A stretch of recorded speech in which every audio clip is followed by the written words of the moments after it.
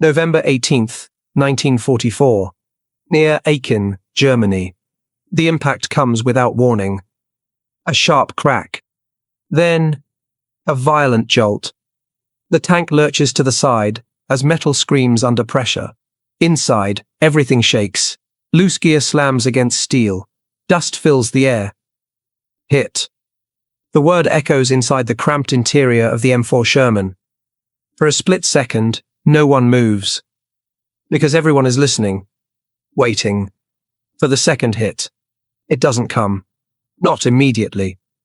The engine is still running. A low, grinding rumble. That means one thing. They're still alive. Inside the turret, Sergeant Daniel Reeves grips the controls tighter, eyes locked on the narrow view ahead. Status. The driver's voice comes from below. Tracks holding, but we took damage on the side. Another voice cuts in. Smoke in the rear compartment. The smell hits next. Burning oil. Hot metal. You can almost feel it. The heat rising inside the tank. The confined air getting thicker. Outside, the battlefield continues. Infantry moving. Artillery in the distance. But for this tank, everything has changed. Because they are no longer moving with the unit. They've fallen behind. Cut off. Alone. Reeves looks through the periscope again. The rest of the column is gone. Either ahead, or already past the danger. But here, the danger remains. Another shot cracks across the field. This time it hits the ground nearby. Dirt sprays against the hull. They've got our range. The gunner shifts slightly, trying to locate the source. But visibility is poor. Smoke. Debris. And the narrow view from inside the tank. Should we pull back? The question hangs in the air. Because it's the logical move. The expected move. A damaged tank. Isolated. Under fire. Retreat. But Reeves doesn't answer immediately. He keeps looking forward. Because ahead, there's still movement. German positions. Defensive lines. The very objective they were meant to hit. And behind them, there is nothing. No support. No safety. Only distance. Reeves exhales slowly, then makes the decision. We're not falling back. Silence. Not disagreement. Just understanding. Because that choice changes everything. The driver hesitates for a second. Then, moving forward. The engine revs harder. The tank begins to move. Slowly at first. Then steadily. Forward. Another shot comes in. Closer this time. The hull shakes again. Inside, the crew braces instinctively, but they keep moving. Because now, movement is survival. Stopping means becoming a target. And retreat means exposure. Forward is the only direction left. The gunner lines up a shot. Target tree line left. Fire. The cannon erupts. The entire tank recoils. Outside, the shell slams into the trees. An explosion. Enemy fire pauses briefly. Not stopped, but disrupted. And that's enough. Because disruption creates space. And space keeps them alive. The Sherman pushes forward again, grinding over uneven ground.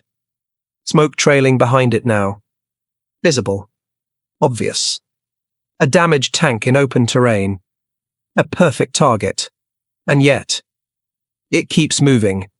Inside, the crew works in rhythm. Loader. Gunner. Driver. Commander. Each role precise. Each movement controlled. Because panic wastes time.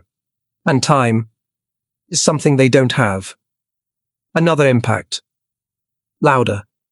Closer. Something cracks along the side armor. Armor's weakening. Reeves nods. He already knows. Because every hit brings them closer to failure. But stopping guarantees it. So they continue. Forward. Into fire. into uncertainty, into a situation that no longer has a clear outcome, because what started as a mission has now become something else.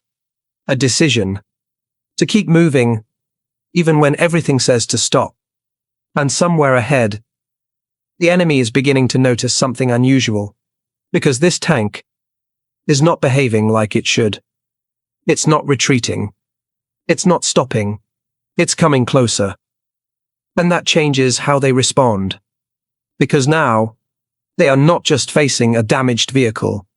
They are facing something unpredictable, something that refuses to follow the expected path. And in war, that is often the most dangerous thing of all. November 18th, 1944. Outskirts of Aachen. The second hit doesn't miss. A sharp flash. Then impact. The Sherman shudders violently, metal grinding as the force slams into its side. Inside, the crew is thrown against steel. The sound is deafening. Direct hit. For a moment, everything blurs. And the engine sputters. Not dead, but struggling. You can almost feel the tension inside the tank. The way every man waits for the engine to stop. It doesn't. Not yet. Still running. Relief comes, but it's brief. Because outside, the battlefield has changed. They've been seen. Not just spotted. Targeted. From the tree line ahead, German anti-tank fire intensifies. Another shell streaks past. Misses. But barely. They're zeroing in. Inside the tank, the space feels smaller now. Hotter. The smell of smoke is stronger. Something is burning. The loader checks behind him. Fire in the rear compartment. Not large, but growing. Reeves doesn't turn. Put it out, now. The loader moves quickly, grabbing a small extinguisher. Sprays. White foam fills the back section. The flames die down, but the damage remains, because this tank is no longer intact. It's failing. Piece by piece. Outside, enemy infantry begin shifting positions. Not retreating. Repositioning. Because now, this tank has become the focus. A single damaged Sherman, drawing fire from multiple directions. And that's exactly what makes it dangerous. Because while they're firing at this tank, they're not firing at anything else. Reeves sees it. Through the narrow view ahead. German positions adjusting. Attention shifting. Keep moving. The driver nods. Even though the terrain is getting worse. Rough ground. Broken paths. The tank lurches forward unevenly. Each movement slower than before. The damage is catching up. Another impact. This one glances off the armor, but the force still rattles everything inside. Armor won't hold much longer. Reeves doesn't respond. Because he knows. Every hit is closer. Closer to failure. Closer to the moment when the tank can't move anymore. But until that moment comes, they keep going. The gunner lines up another shot. Enemy position. Right side, near the ridge. Fire. The cannon roars again. Recoil shakes the tank. Outside, the explosion disrupts another position. Enemy fire pauses. Then resumes. Because now, it's not just about stopping the tank. It's about destroying it. Completely. Inside, the heat continues to rise. Air becomes harder to breathe. Sweat mixes with dust. Every breath feels heavier. But no one slows down. Because slowing down means stopping. And stopping means being surrounded. A machine gun opens up from the side. Bullets strike the hull in rapid bursts. Loud. Relentless. But ineffective. For now, the driver adjusts slightly, trying to angle the tank. Present stronger armor. Minimize exposure. Small decisions. But critical, because survival now depends on angles. Timing. Seconds. The tank pushes forward again. Smoke trailing behind it. A clear signal. We're here. And the enemy answers. More fire. More focus. Because now, this is no longer just a damaged vehicle moving through the battlefield. This is a threat. A distraction. A problem that needs to be eliminated. And yet, it keeps coming. Not faster. Not stronger. But relentlessly. Forward. Inside, Reeves tightens his grip.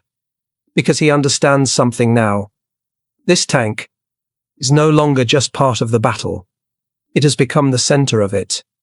Every shot fired at them is a shot not fired at the advancing forces elsewhere. Every second they stay alive is time gained. And time is everything. Another explosion rocks the ground nearby. Closer than before. Too close. The tank sways. Struggles to stabilize. And for a moment, it feels like this might be it. The moment everything stops. But then, the engine catches again. Stronger. And the tank moves. Forward. Still. Against everything. And somewhere ahead, the battlefield is beginning to shift. Because what this crew is doing is changing how the fight unfolds. But the question remains, how much longer can they keep moving before the tank finally gives out? November 18th, 1944. Near Aachen. 2:41 p.m. The engine doesn't sound right anymore. It grinds. Uneven. Like something inside it is breaking down piece by piece. Inside the Sherman, every man hears it. But no one says it. Because saying it makes it real. And right now, they need the illusion that it will keep going. Just a little longer. The tank pushes forward again. Slower now. Each movement feels heavier. The damage is catching up. Smoke trails thicker behind them. A signal to everyone watching, this tank is dying. But it's not dead yet. And that makes it unpredictable. Outside, German positions continue firing. But their pattern has changed. Less random. More focused. They are adjusting. Trying to finish it. A shell streaks in. Hits the front armor. The impact is brutal. Inside, the crew is thrown forward. The driver slams against the controls. Driver. A pause. Then, I'm good. Barely. The tank slows. Almost stops. For a moment, it feels like everything hangs in balance. This is it. This is where it ends. Then, the engine roars again. Weak, but alive. And the tank moves. Just enough. Because sometimes survival isn't about strength. It's about refusing to stop. The gunner adjusts his position. Hands steady. Despite everything. Target ahead. Machine gun nest. Fire. The cannon blasts again. The recoil shakes the tank violently, but the shot lands. Enemy fire drops for a moment. Another opening. Another few seconds gained. And seconds matter now. More than anything. Inside, the loader wipes sweat from his face. His hands are shaking. Not from fear, from exhaustion. Because everything inside this tank requires effort now. Breathing. Moving. Thinking. The heat continues to rise. Air becomes harder to draw in. Every breath feels thick. Heavy. You can almost feel it. The way time slows when survival depends on small things. On seconds. On choices. On whether the next shot hits. Or misses. Another impact, this one from the side. Metal dents inward. A loud crack echoes inside. Side armor's failing. Reeves doesn't look. He doesn't need to. He knows what that means. One more direct hit there. And it's over. Completely. The driver speaks again. Controls are getting stiff. Another problem. Another failure. Everything is starting to go at once. But they keep moving. Because stopping is not an option. Not here. Not now. Outside, the battlefield begins to shift subtly. German fire is no longer just focused on destroying the tank. It's reacting, adjusting, because this tank is still pushing forward, still firing, still disrupting. And that creates uncertainty, a hesitation. Small, but real. And hesitation changes outcomes. Even for a moment. Inside the tank, Reeves looks forward again, through the narrow view, and for the first time, he sees something different. Movement. Not enemy. Friendly. Far in the distance. American infantry advancing, using the chaos, using the distraction. Because while the enemy focuses on this tank, they are moving, closing distance, gaining ground. And suddenly, everything makes sense. This tank was never just surviving. It was creating opportunity, drawing fire, shifting attention, buying time. And now, that time is being used. But the tank itself is running out. Fast. The engine stutters again. Louder this time. More violent. The tank jerks forward, then slows, then jerks again. Unstable. Uncertain. Because now, every second could be the last. And the question is no longer if it will stop, but when, and what happens, when it finally does. November 18th, 1944. Outskirts of Aachen. 2:53 p.m. The engine dies. Not slowly. Not gradually. It just stops. Inside the Sherman, the sound disappears all at once. No rumble. No vibration. Only silence. For a split second, no one moves. Because the silence feels wrong. After everything, the noise, the impacts, the constant motion, this sudden stillness feels more dangerous than anything before. Engine's gone. The driver doesn't look up. He already knows. The tank is no longer moving. And that changes everything. Outside, enemy fire pauses briefly, almost as if they're confirming it. Then it resumes, more accurate, more aggressive, because a stationary tank is a target, and now they have one. Inside, the crew shifts instantly. This is the moment they've been avoiding. The moment every damaged crew fears. No mobility. No escape. Only armor. And that armor has already been weakened. A shell slams into the side. This time it penetrates partially. Fragments spray inside the compartment. A sharp cry. The loader collapses back against the wall. Loader down. The medic instinct kicks in, but there is no medic. Only the crew. Reeves looks back for a split second. He knows the wound is bad. But there's no time. Because outside, the fire is increasing. Another impact. Closer. The tank shakes violently. Dust and smoke fill the interior. Breathing becomes harder. Visibility drops. Everything is closing in. You can almost feel it. The pressure. The heat. The realization that this is where it ends. The gunner looks at Reeves. What now? The question isn't tactical. It's final. Because this is the moment where most crews would abandon the tank. Evacuate. Run. Try to survive outside. But outside is worse. Open ground. Enemy fire from multiple directions. No cover. No protection. Reeves looks forward again. Through the periscope. Enemy positions still ahead, still active, still firing. And behind them, American infantry moving closer, still advancing. Using the distraction. Using this tank. Reeves exhales slowly. Then makes the decision. We hold. The words land heavy. Because everyone understands what that means. They're not leaving. Not yet. The gunner adjusts his grip. The driver stays at the controls, even though they no longer respond. The loader still breathing. Barely. And yet, the tank continues to fight. Not moving, but still firing. The gunner lines up another shot. Target, same position. Fire. The cannon erupts again. The recoil shakes the entire vehicle, but the shot lands. Enemy fire drops briefly. Another pause.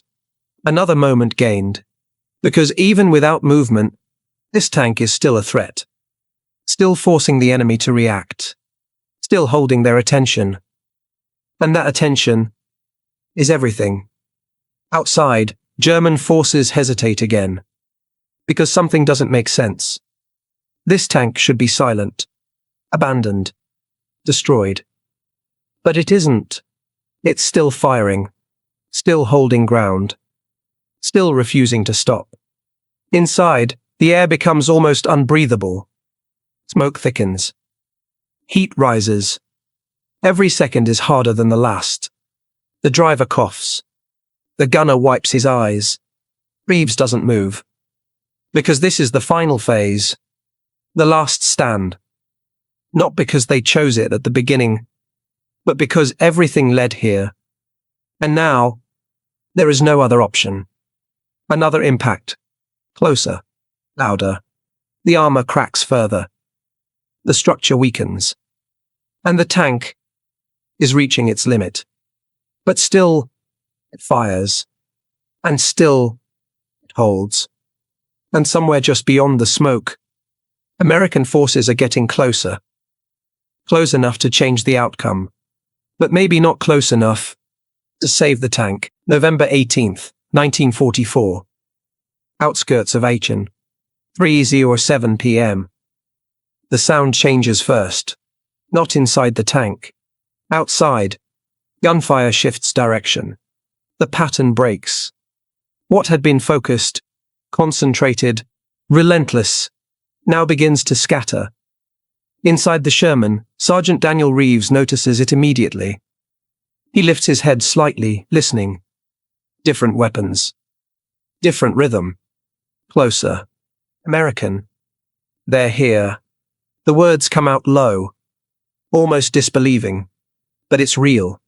Because beyond the smoke, through the shattered tree line, movement appears.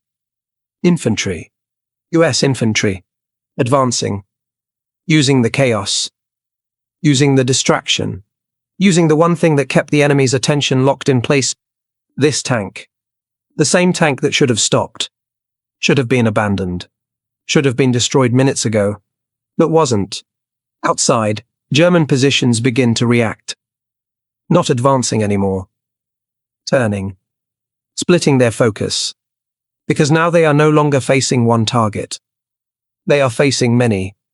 And that changes everything. Inside the tank, the crew feels it.